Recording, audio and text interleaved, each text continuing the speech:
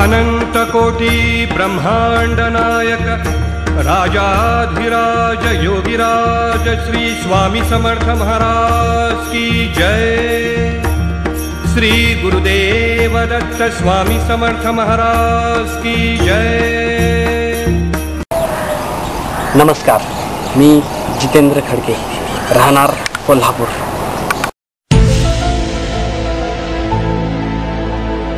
माझे गुरु बडोद्याचे जनार्दन स्वामी मला दीक्षा घेऊन साधारण 10 वर्षे झालीत।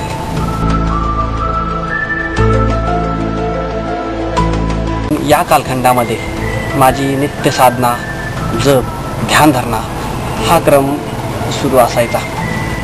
2006 पासून ते 2009 पर्यंत या कालखंडामध्ये परग्रहवासी लोक यांच्यावर साधनेतून संशोधन केले।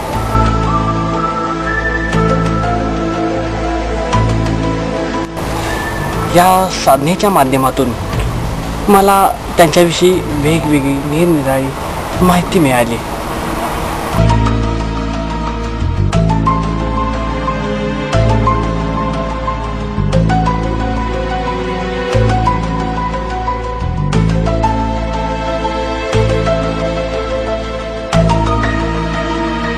तर ती माहिती अशा प्रकारे आहे की जगात कुणाकडेच तशी माहिती नाही।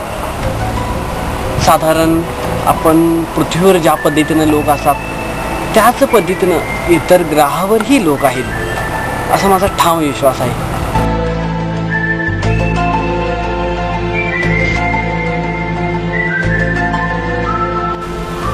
समजा एखादा परग्रहवासी पृथ्वीवरील एखाद्या मोठ्या वाळवंटाच्या मध्यभागी उतरला, चारी बाजूला फिरूनही त्याला सजीव सृष्टी नाही असेच वाटेल।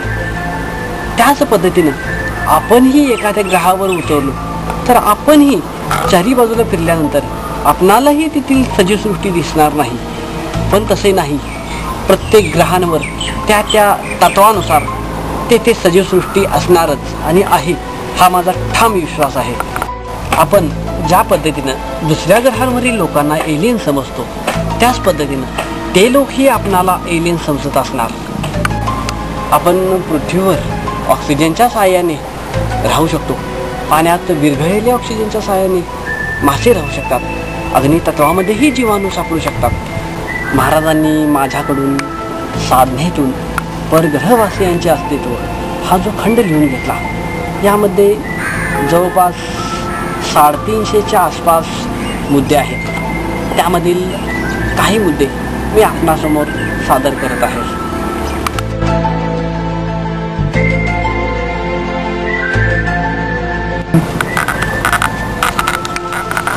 परग्रहवासी लोकांच्याकडे जेलीसारखा असा पदार्थ आहे की त्यामध्ये विषारी जंतूंची साठवण नाही व तो पदार्थ मनुष्यासाठी फार घातक आहे।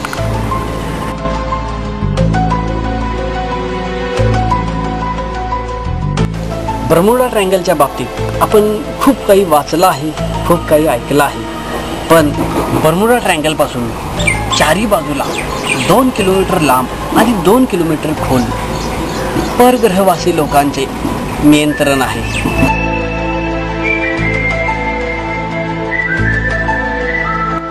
परग्रहवासी लोकांना आपल्यासारखी भ्रमणध्वनीची गरज नाही, तर ते लोक एकमेकांशी थेट संपर्क साधू शकतात, इतके ते प्रगत आहेत।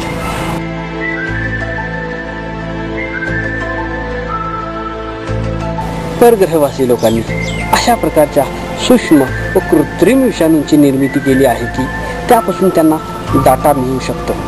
पृथ्वीवरील मनुष्यांना तसेच प्राण्यांना घेऊन जाऊन त्यांच्या शरीरामध्ये ते लोक विषाणू सोडून पुन्हा पृथ्वीवर सोडतात। त्यामुळे त्यांना त्यांच्या ग्रहावर बसून मनुष्याची व प्राण्यांची हालचाल समजू शकते। यावर ते लोक संशोधन करत आहेत। परग्रहवासी लोकांनी पृथ्वीवरील बरेच हत्ती खेचून वरलेले आहेत, त्यावर ते लोक संशोधन करत आहेत।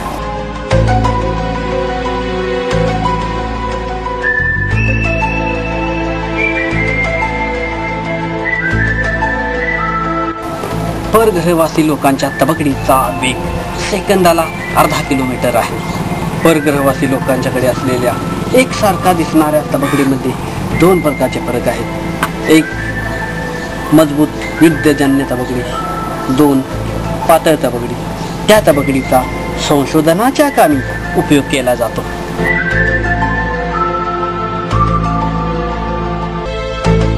परग्रहवासी लोकांनी सर्वात मोठ्या तबकडीची निर्मिती केली आहे. त्या तबकडीला मोठ्या प्रमाणात गुरुत्वाकर्षण शक्तीचा उपयोग केला आहे. कमीत कमी 50 फूट अंतरावरची कोणतीही वस्तू ती तबकडी सहज खेचू शकते.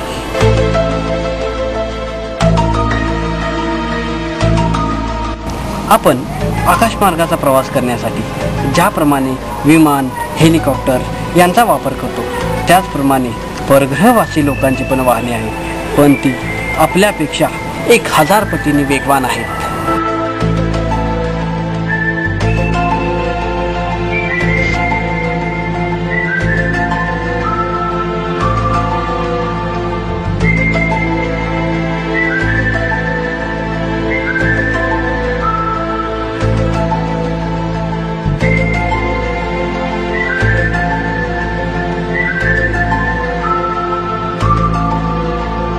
परग्रहवासी लोकांच्या बऱ्याच तबकड्या या चालक विरहित आहेत व त्या प्रगत तंत्रज्ञानयुक्त आहेत.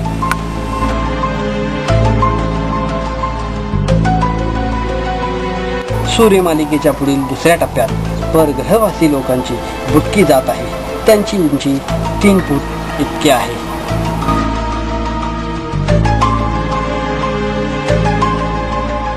मंगळ ग्रहावर 100 फूट खाली शुद्ध पाण्याचा झरोका आहे.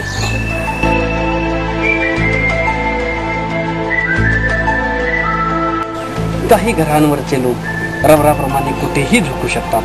त्यांच्या शरीराची रचना लवचिक आहे व हाडे कोवळी आहेत. काही परग्रहवासी लोकांच्या डोक्याची रचना विचित्र आहे. डोक्याच्या मध्यभागी खोलगटपणा आहे तर दोन्ही बाजूला उंचवटा आहे.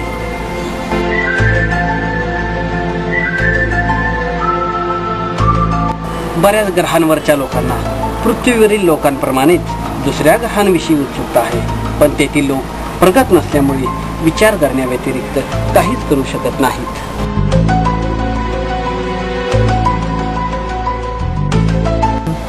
काही ग्रहांवर फार मोठे प्राणी जगत आहे.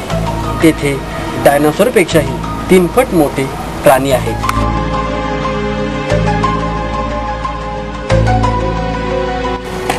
काही परग्रहवासी लोकांच्याकडे इतके प्रगत तंत्रज्ञान आहे की ते कोठेही असता तेथील हवा संतुलित करून त्या ठिकाणच्या हवेमधील अणु व रेणू एका ठिकाणी निर्माण करून त्या जमा झालेल्या अणु व रेणूवर विशिष्ट प्रक्रियेद्वारे संगणकासारखी स्क्रीन पाडू शकतात.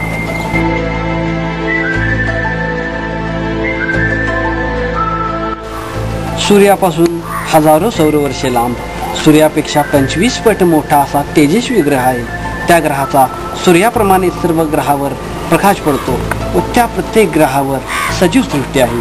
तेथील लोक आपल्यापेक्षा फार भिन्न आहेत व फार प्रगत आहेत.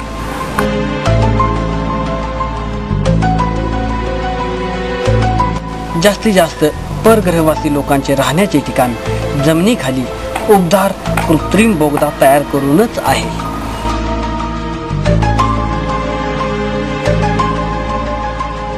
नवग्रहाच्या पलीकडे कितीतरी दूर अंतरावर असा ग्रह आहे की त्याचा आकार ओबडधोबड आहे. त्या ग्रहावर फार प्रगत लोक आहेत. तेथील लोक दुष्ट नाहीत पण जिद्दी आहेत. फार वर्षापूर्वी संशोधनातून त्यांचा पृथ्वीशी संपर्क आला आणि तेव्हापासून त्यांना पृथ्वीविषयी माहिती जाणून घेण्याविषयी उत्सुकता लागली आहे.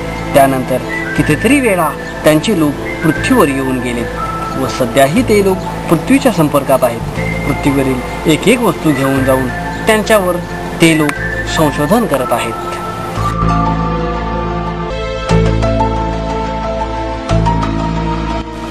आपल्या पृथ्वीच्या नियमानुसार सूर्य ज्यावेळी मकर राशीत प्रवेश करेल त्यावेळी सूर्याच्या मोहिमेचा शुभारंभ करावा. संपूर्ण अग्नितत्व निर्माण करून मगच आरंभ करावा. सूर्यावर काही ठिकाणी कर्कश ध्वनिलहरी आहेत.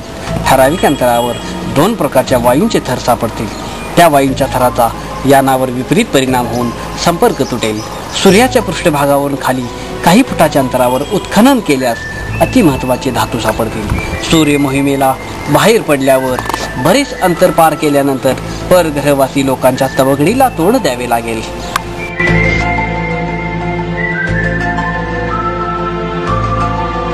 आकाशामध्ये कडारणाऱ्या विजेचा शोध लावण्यासाठी किंवा ती प्राप्त करण्यासाठी खालील दिलेल्या क्रमवारीनुसार यंत्रणा राबवावी. क्रमवारी देशाच्या, राज्याच्या, जिल्ह्याच्या, गावाच्या, कॉलनीच्या भागाच्या आग्नेय कोपऱ्यात तांब्याची यंत्रणा बसवून त्यामध्ये गाईच्या शेणाचा उपयोग करावा व त्याच्याबरोबर मध्यभागी उंचच्या उंच तांब्याच्या पट्ट्यांचा टावर उभा करावा. काम सुलभ होईल.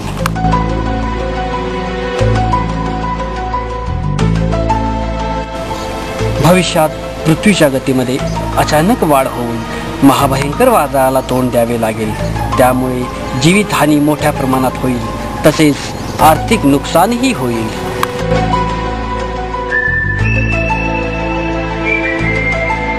दोन 2050 ते 60 या कालखंडामध्ये परग्रहवासी लोक पृथ्वीवर हल्ला करतील.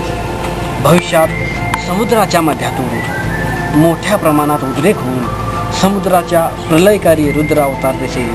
त्यामध्ये पृथ्वीचे मोठे नुकसान होईल आणि याला एलियन्सच जबाबदार असतील. सध्या परग्रहवासी लोकांच्या विषयी आपण वाचतो आहे, ऐकतो आहे. त्यांच्याविषयी निरनिराळे शोध सध्या लागले आहेत. उदाहरणार्थ मंगळावर पाणी आहे. ही घटना मी 2009च्या खंडामध्ये मी आधीच लिहून ठेवली आहे. चंद्रावर पाणी आहे. शनिग्रहाच्या चंद्रावर जीवसृष्टीचे संकेत. ही घटना मी 2009च्या आधी लिहून ठेवली आहे.